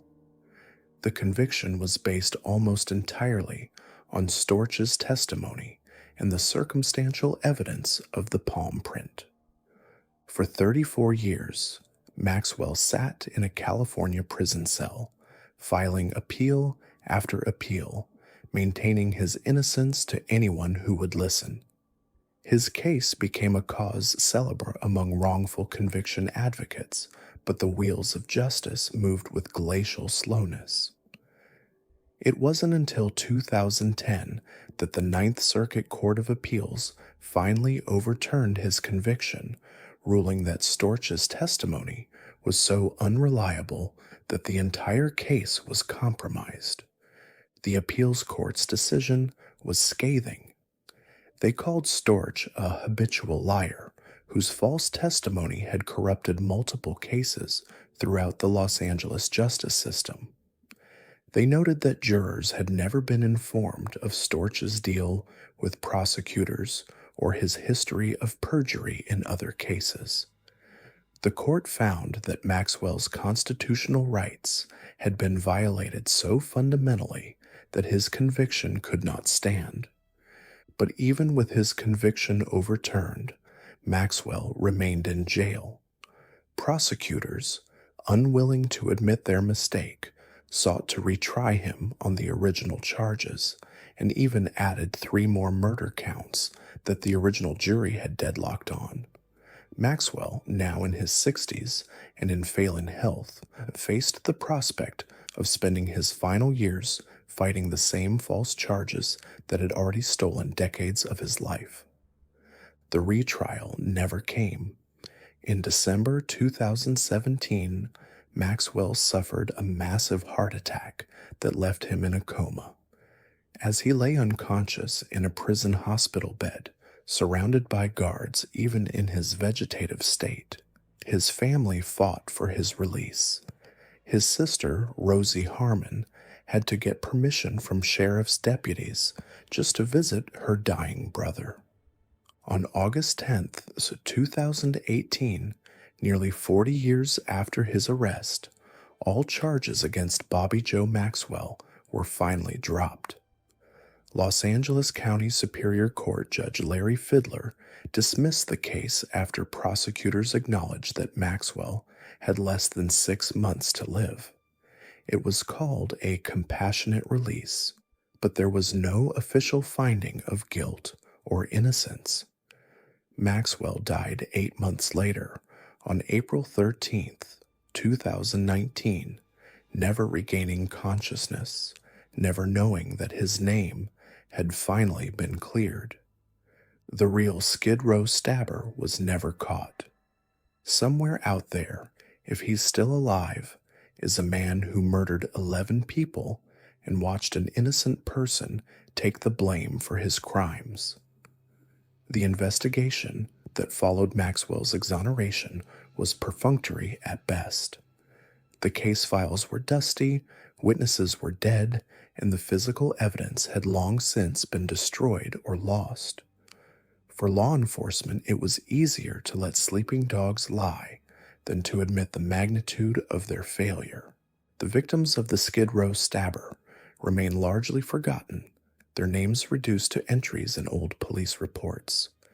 Jesse Martinez, the cook whose death started it all, Jose Cortez, Bruce Emmett Drake, J.P. Henderson, David Martin Jones, Frank Floyd Reed, Augustine E. Luna, Milford Fletcher, Frank Garcia, and Luis Alvarez. 11 men whose lives mattered, whose deaths deserved justice, whose families deserved answers. Instead, they became footnotes in a story about institutional failure and the price of rushing to judgment. But perhaps the most tragic victim of all was Bobby Joe Maxwell himself, a man who came to Los Angeles seeking a better life, who found himself in the wrong place at the wrong time, whose palm print on a park bench became the thread that unraveled his entire existence. Maxwell spent more time in prison for crimes he didn't commit than many actual murderers serve for crimes they did. He lost his freedom, his health, his family relationships, and ultimately his life to a justice system more interested in closing cases than finding truth. The story of the Skid Row stabber is ultimately a story about invisibility. The victims were invisible because they were homeless, disposable, forgotten by a society that had already written them off. The real killer remains invisible because investigators were too quick to accept a convenient suspect rather than pursue the difficult work of real detective work.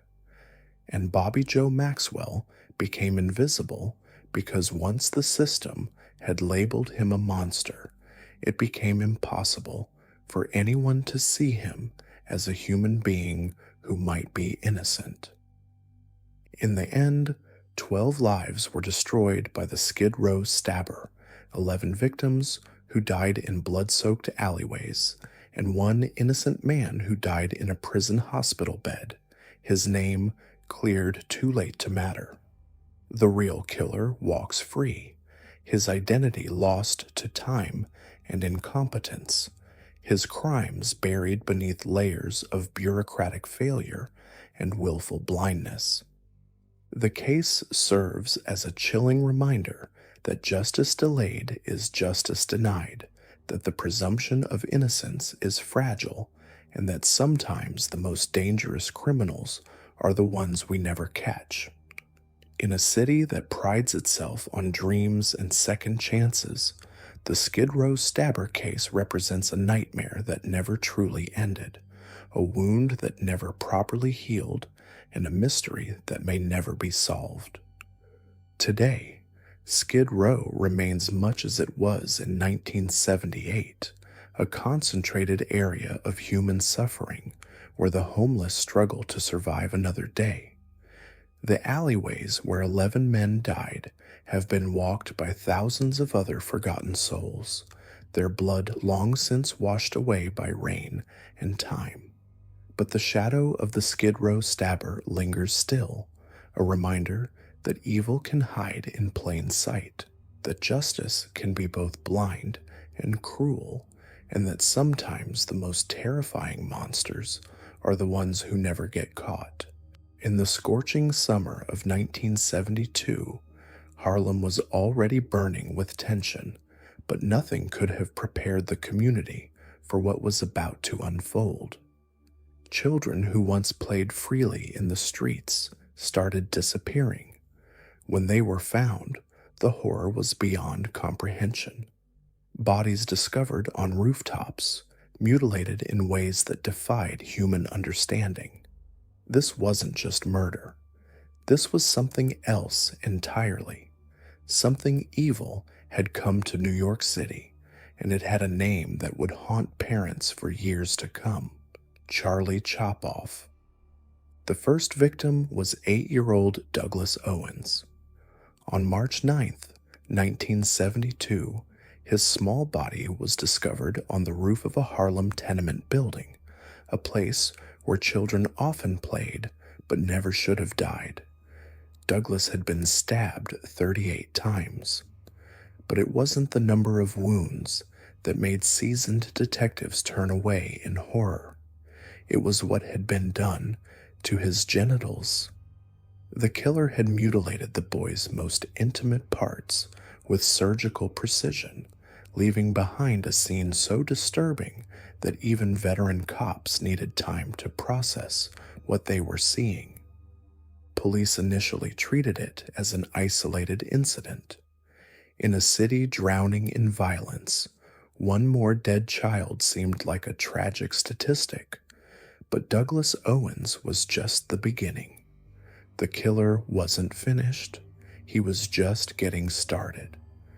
Just over a month later, on April the 20th, 1972, the nightmare continued. This time, the victim was a 10-year-old boy found on another rooftop, just 2 miles from where Douglas had been discovered. But this child lived.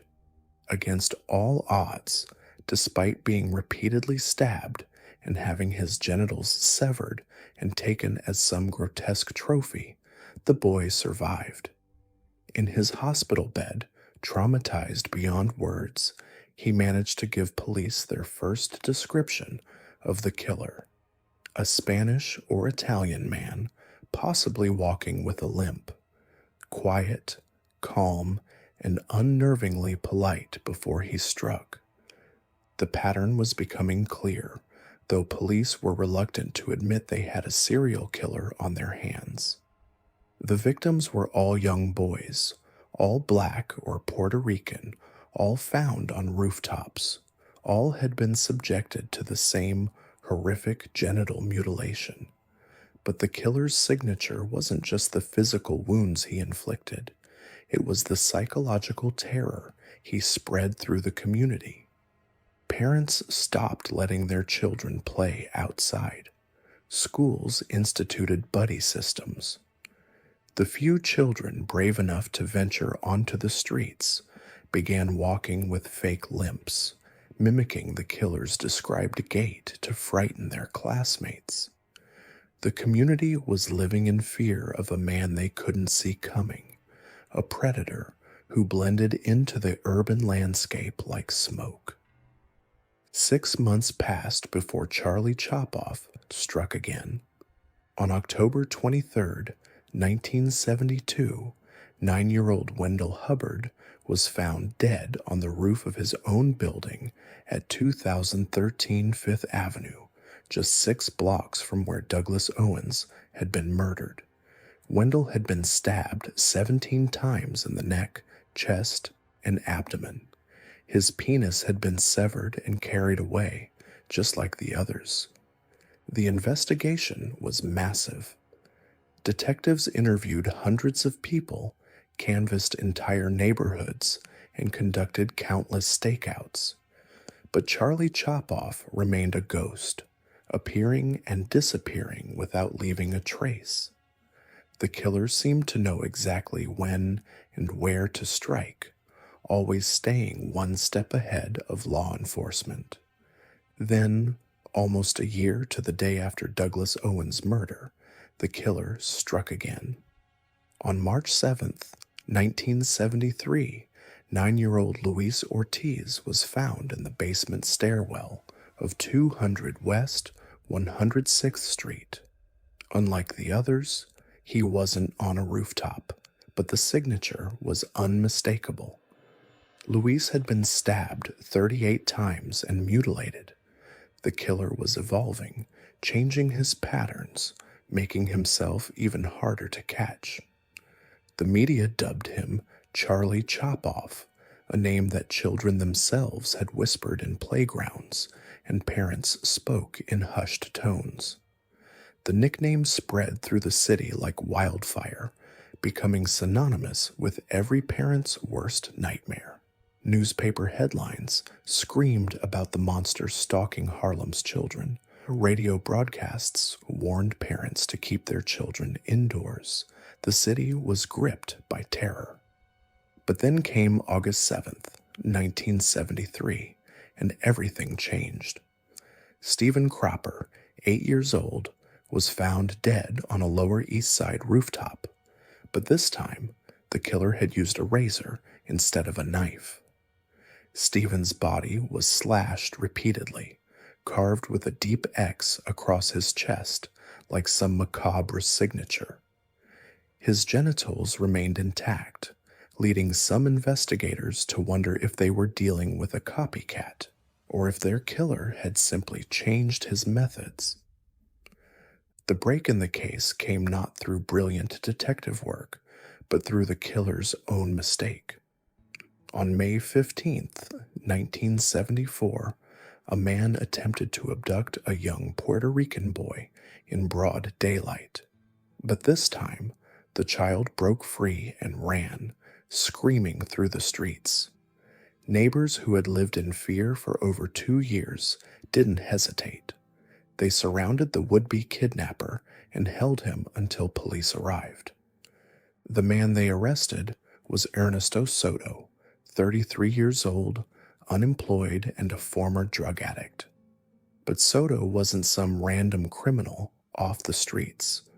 He had been an intermittent patient at Manhattan State Hospital since 1968, in and out of psychiatric care for violent episodes and grandiose religious delusions.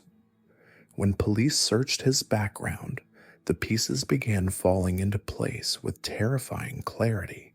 Soto fit the physical description given by the surviving victim.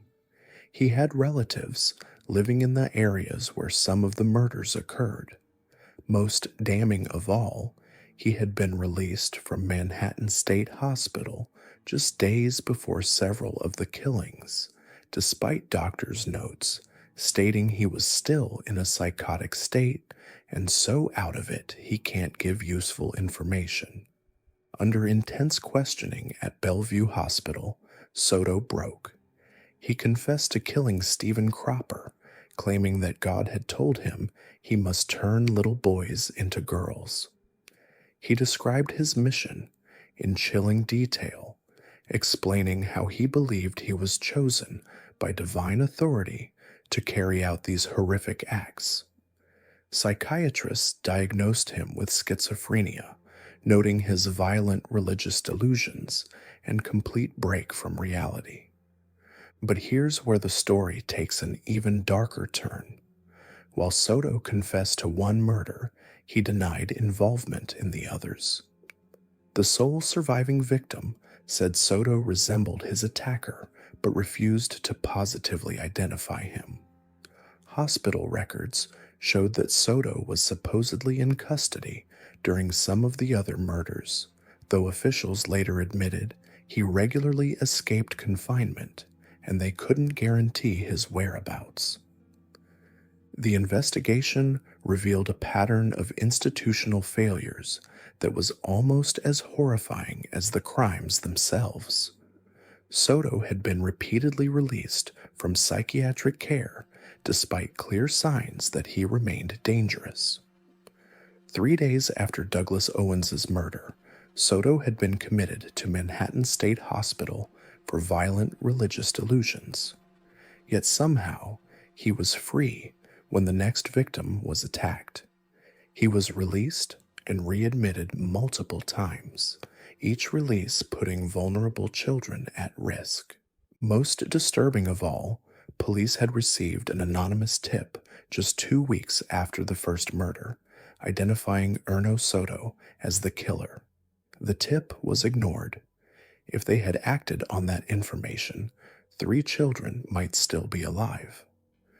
The case that had terrorized New York City for over 2 years ended not with justice, but with more questions. Due to his severe mental illness, Soto was deemed unfit to stand trial. He was committed to a mental institution where he would spend the rest of his life. The families of Douglas Owens, Wendell Hubbard, Luis Ortiz, and Stephen Cropper never got their day in court. They never heard a judge pronounce the word guilty. They never saw their children's killer sentenced for his crimes. To this day, the case remains officially open. While investigators believe Soto was likely responsible for all the murders, citing the fact that the killings stopped after his arrest, they never had enough evidence to prove it beyond a reasonable doubt. The Charlie Chopoff murders remain one of New York City's most disturbing unsolved cases.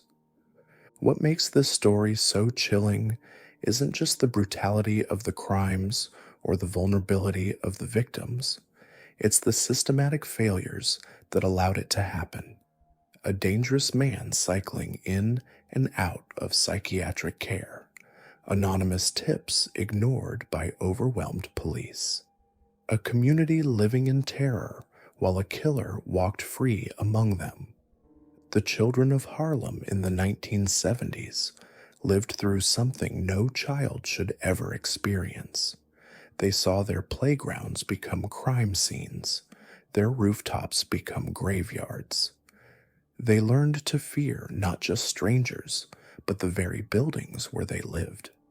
Some of those children are adults now, parents and grandparents themselves, but they still remember the summer when evil walked among them wearing a human face. Charlie Chopoff represents something more terrifying than any horror movie monster. He was real, he was invisible, and for 2 years, he was unstoppable. He proved that sometimes the monsters we fear most are the ones hiding in plain sight, the ones our systems fail to stop, the ones who slip through the cracks and disappear back into the crowd. The case changed how New York handled crimes against children, how they tracked repeat offenders, and how they managed psychiatric patients with violent histories. But those changes came too late for Douglas, Wendell, Lewis, and Stephen. They became the price society paid for learning that evil doesn't always announce itself with fanfare. Sometimes it just walks up to children playing on rooftops and destroys their world in silence. Today, most people have never heard the name Charlie Chopoff. He doesn't appear in documentaries or true crime specials. His story is too brutal, too messy, too unresolved for popular consumption. But in the streets of Harlem, older residents still remember. They remember the fear, the helplessness, and the children who never came home. They remember that evil once walked among them, and they're still not entirely sure it ever left. In the winter of 1976, snow blanketed the affluent suburbs of Oakland County, Michigan. It was supposed to be a safe place, the kind of community where children walked to corner stores and played outside until dinner. But that February, something evil arrived in paradise. When the snow began to fall, children began to disappear, and when they were found, they were dead. For 13 months, a predator stalked the safest neighborhoods in Michigan, taking children from sidewalks and parking lots without anyone noticing. This isn't the story of a killer you've heard about in documentaries or Netflix series. This is about the Oakland County child killer, and what makes this case so terrifying isn't just what he did to four innocent children. It's how close he came to never being caught, and how the truth was buried by the very people who were supposed to find it. Mark Stebbins was 12 years old when he walked into the American Legion Hall in Ferndale on February 15th, 1976. It was a typical Sunday evening event for kids in the area, but Mark never made it home. 4 days later, his body was found in the parking lot of an office building in Southfield, laid out on a pile of dirt and wood like some grotesque display. Mark was still wearing the same clothes he'd disappeared in, but something was horribly wrong. He had been strangled and sexually assaulted with a foreign object. 2 deep lacerations marked the back of his head, but most disturbing of all, his body was clean. Someone had bathed him. Police initially treated it as an isolated tragedy, but Mark Stebbins was just the beginning. 10 months later, on December 22nd, 1976, 12-year-old Jill Robinson left her home in Royal Oak after an argument with her mother about dinner preparations. It was the kind of family spat that happens in every household, but this one ended in unimaginable horror. The next day, her bicycle was found behind a hobby store. 4 days after Christmas, her body was discovered alongside Interstate 75 in Troy, positioned in full view of the police station. Jill had been shot in the face with a 12-gauge shotgun. She was fully clothed, still wearing the backpack she'd taken when she left home. Like Mark, her body had been meticulously cleaned. But here's what made investigators' blood run cold. The autopsy revealed that Jill had been fed and cared for during the 3 days before she was killed. Someone had kidnapped this child, kept her alive, provided for her basic needs, and then executed her with the cold precision of a professional. Less than a week into the new year, 10-year-old Christine Mihelic walked to a 7-Eleven store on 12 Mile Road in Berkeley. It was January 2nd, 1977, and she was just buying some small items. Christine never made it home. For 19 agonizing days, her family searched, prayed, and hoped. Then a mail carrier found her body in Franklin Village, laid out in a snowbank beside a rural road. Like the others, she was fully clothed and had been bathed. There were no signs of sexual assault, but she had been smothered. The pattern was becoming undeniable, and so was the terror spreading through Oakland County. Parents stopped letting their children walk alone. Schools implemented new safety protocols. The community was gripped by a fear unlike anything they had ever experienced. But the killer wasn't finished. On March 16th, 1977, 11-year-old Timothy King left his Birmingham home with 30 cents borrowed from his sister. He was headed to the Hunter Maple Pharmacy to buy candy, a short 3-block walk he had made many times before. Tim took his skateboard and football, planning to be home soon. A store clerk later remembered selling him candy and watching him leave through the back door into the parking lot around 8:30 p.m. That was the last time anyone saw Timothy King alive. A witness would later tell police they saw a boy matching Tim's description talking to a man in a blue AMC Gremlin in the pharmacy parking lot. 6 days later, Tim's body was found in a shallow ditch in Livonia. He had been sexually assaulted and suffocated, but like the others, his body showed signs of meticulous care. He had been bathed, his clothes laundered. The killer had kept him alive for nearly a week, fed him, cared for him, and then murdered him just hours before dumping his body where it would be quickly discovered. The pattern was undeniable and absolutely chilling. This wasn't a killer driven by rage or impulse. This was someone methodical, organized, and utterly without conscience. Someone who could care for children while planning their deaths. Someone who took pride in his work, cleaning his victims so thoroughly that virtually no forensic evidence remained. The investigation that followed became the largest manhunt in United States history at that time. A task force of over 200 officers from local, county, state, and federal agencies was assembled. They followed nearly 20,000 leads and interviewed thousands of suspects. The case made national news, gripping the entire country with its horrific details and the inability of law enforcement to catch the killer. But what the public didn't know was that investigators had developed a detailed profile of their suspect. They believed he was a white male, between 20 and 30 years old, homosexual, with above-average intelligence and education. Most importantly, they believed he had a compulsive need for cleanliness and likely owned his own home somewhere in southern Oakland County.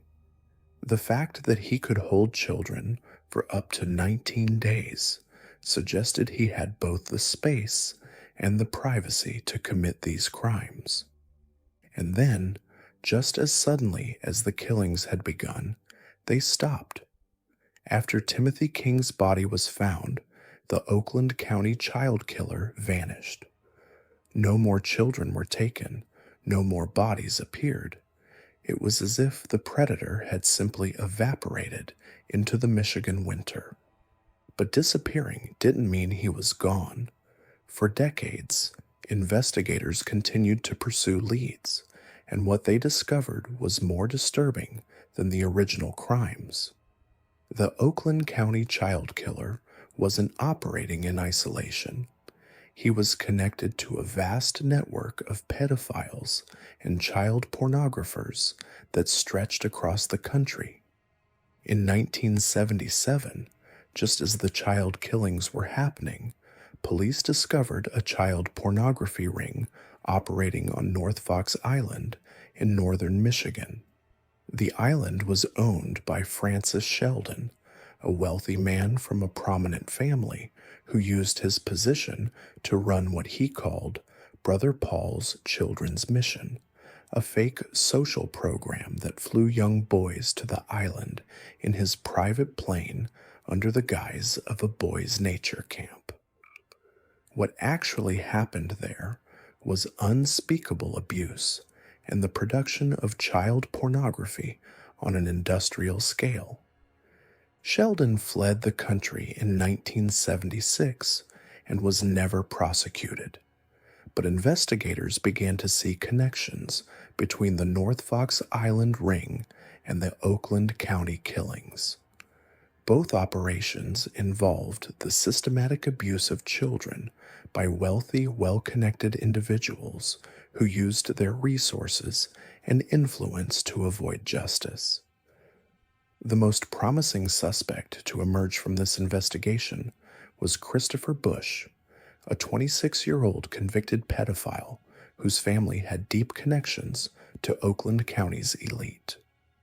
His father, H. Lee Bush, was a top executive at General Motors who used his wealth and influence to keep his son out of prison despite 4 separate convictions for sexually assaulting minors.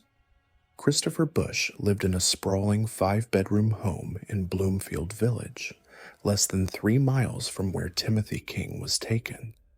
What made Bush even more suspicious was the timing. He had been arrested and questioned by police just weeks before Timothy King's disappearance in connection with a child pornography case in Flint. But he was released after passing a polygraph test. 3 days before Tim's body was found, police received a call that Bush was at his family's cottage on S Lake with 3 young boys. In November 1978, almost exactly a year after the last child killing, Christopher Bush was found dead in his apartment. The death was ruled a suicide, but the evidence told a different story. There was no gunshot residue on his hands and no blood spatter at the scene. When police searched his apartment, they found a horrifying sketch of a screaming child that bore a striking resemblance to Mark Stebbins. They also discovered blood-stained ropes and a shotgun shell. The Oakland County Child Killer Task Force shut down 1 month after Bush's death. Coincidence? Many don't think so. For decades, the Bush family's wealth and connections seem to have successfully buried the truth. But in 2006, 30 years after the murders, a childhood friend of Timothy King made a phone call that would blow the case wide open. The friend, Patrick Coffey, had grown up to become a polygraph examiner, and at a convention in Las Vegas, he learned something that changed everything. Coffey discovered that Christopher Bush had been polygraphed by an examiner named Ralph Wasser, but not about the Oakland County killings. When this information reached the King family, they began their own investigation. What they uncovered was a systematic cover-up that reached the highest levels of law enforcement and government. Evidence that should have been preserved had been destroyed. Witnesses who should have been interviewed were ignored. DNA evidence that could have solved the case was mishandled or lost. Most damning of all, the public was never told that a convicted pedophile with connections to a child pornography ring had been living within a 5-mile radius of all 4 victims and had been questioned just weeks before the final murder. In 2012, investigators announced they had found DNA evidence linking the case to Archibald Edward Sloan, a 78-year-old convicted pedophile serving a life sentence. Hair found in Sloan's car matched evidence from the crime scenes of Mark Stebbins and Timothy King, but the hair didn't belong to Sloan himself. It belonged to someone he knew, someone who had access to his vehicle. Sloan admitted that he regularly let other pedophiles use his car, but he refused to name them.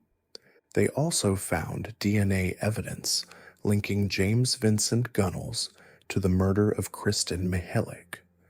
Gunnels had been sexually assaulted by Christopher Bush when he was a child. The connections were becoming impossible to ignore, but no charges were ever filed. Prosecutors claimed they needed more evidence, but critics argued that the real problem was the web of corruption and cover-up that had protected the perpetrators for decades. What makes the Oakland County child killer case so frustrating isn't just that it remains officially unsolved. It's the mounting evidence that the truth was deliberately buried by people in positions of power. The Bush family's wealth and connections allowed them to keep their son's crimes hidden from the public. Law enforcement agencies seemed more interested in protecting their own reputations than in seeking justice for 4 murdered children.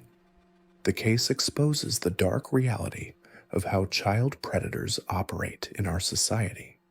They don't work alone. They form networks, share resources, and use their wealth and influence to escape consequences. The Oakland County child killer wasn't just one man. He was part of a system that allowed the systematic abuse and murder of children while protecting the perpetrators. Today, nearly 50 years after Mark Stebbins disappeared, the case remains officially open but effectively cold. The task force has been disbanded. Most of the original investigators have retired or died. The evidence continues to deteriorate with each passing year. Christopher Bush is dead. Francis Sheldon fled the country and died in exile. The network that enabled these crimes has scattered or gone underground, but the families of the victims refuse to give up. They continue to fight for justice, to demand answers, and to expose the truth about what really happened in Oakland County during those 13 months of terror. They know that somewhere out there, people who participated in these crimes or helped cover them up are still alive. They know that evidence still exists that could solve these cases. The Oakland County child killer represents something more terrifying than a single serial killer. He represents a system that allows predators to operate with impunity as long as they have the right connections and enough money to buy their way out of consequences. He represents the dark truth that sometimes the people who are supposed to protect our children are the ones who enable their destruction. In the affluent suburbs of Oakland County, where parents thought their children were safe, 4 young lives were stolen by a killer who was never caught and a system that never truly wanted to catch him. Mark, Jill, Christine, and Timothy deserved better. They deserved justice. They deserved a world where money and influence couldn't buy immunity from the consequences of evil. Their stories matter, not just because of the horror of their deaths, but because of what their cases reveal about the networks of predators that continue to operate in our communities today. Until we acknowledge these systems and tear them down, more children will suffer, more families will be destroyed, more killers will disappear into the snow, leaving only questions and broken hearts in their wake. The Oakland County child killer may have stopped killing, but the evil he represented never went away. It just learned to hide better.